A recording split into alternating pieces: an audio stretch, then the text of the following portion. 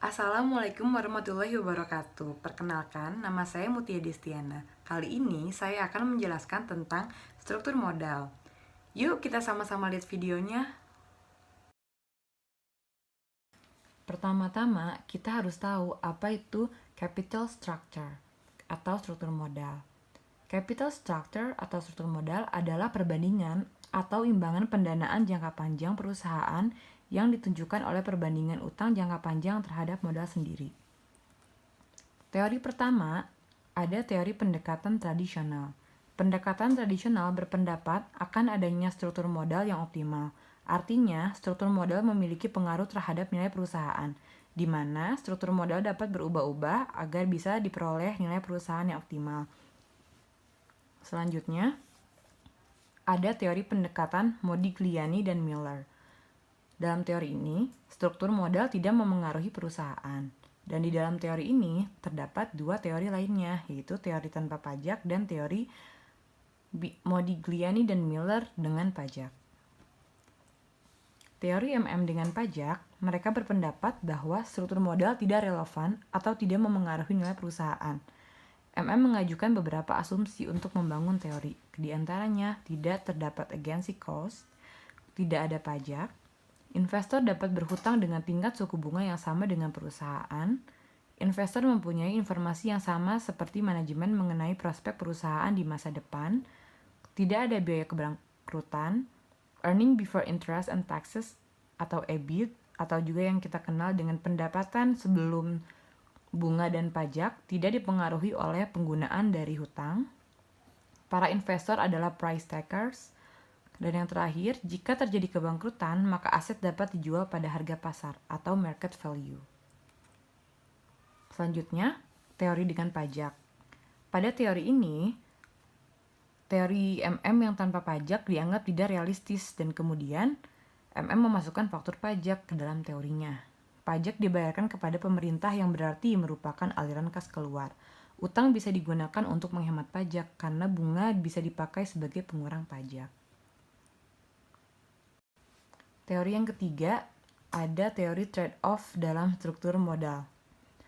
Menurut trade-off teori yang digunakan oleh Myers, perusahaan akan berhutang sampai pada tingkat utang tertentu, di mana penghematan pajak atau tax shields dari tambahan utang sama dengan biaya kesulitan keuangan atau financial distress.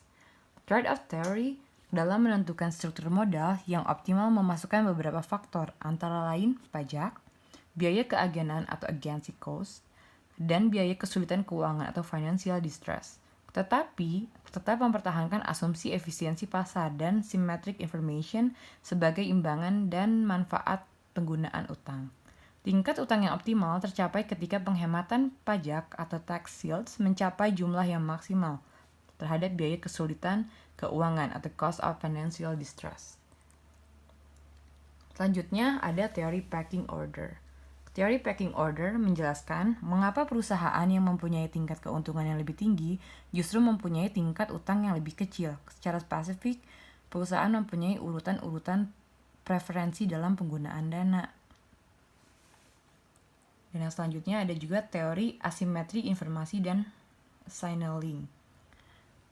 Teori ini mengatakan bahwa dalam pihak-pihak yang berkaitan dengan perusahaan tidak mempunyai informasi yang sama mengenai prospek dan risiko perusahaan. Pihak tertentu mempunyai informasi yang lebih dari pihak lainnya. Ya, tentunya akan seperti itu.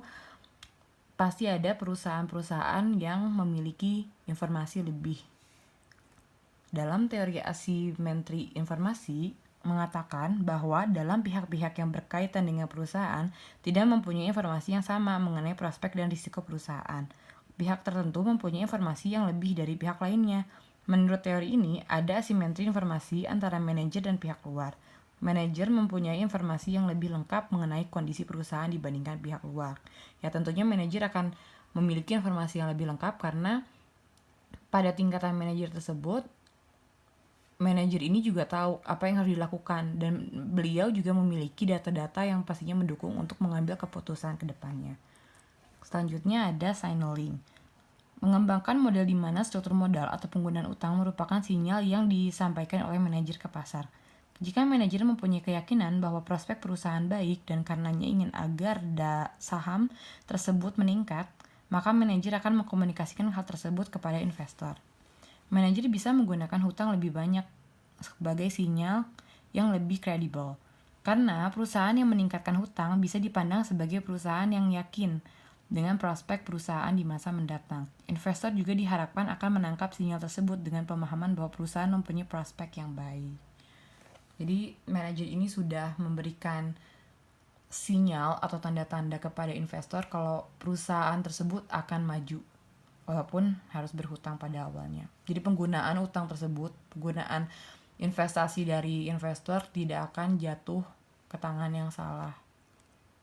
Selanjutnya ada teori keagenan atau agency approach. Menurut pendekatan ini, struktur modal disusun untuk mengurangi konflik antara berbagai kelompok kepentingan. Konflik antara pemegang saham dengan manajer adalah konsep free cash flow. Ada kecenderungan manajer ingin menahan sumber daya sehingga mempunyai kontrol atas sumber daya tersebut.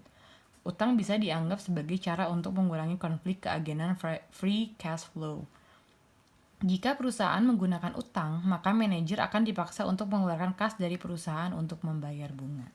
Nah, jadi itulah teori struktur modal yang bisa digunakan dalam tujuan mengembangkan perusahaan. Pastikan kita memilih teori yang sesuai dengan kondisi saat ini demi kemajuan perusahaan.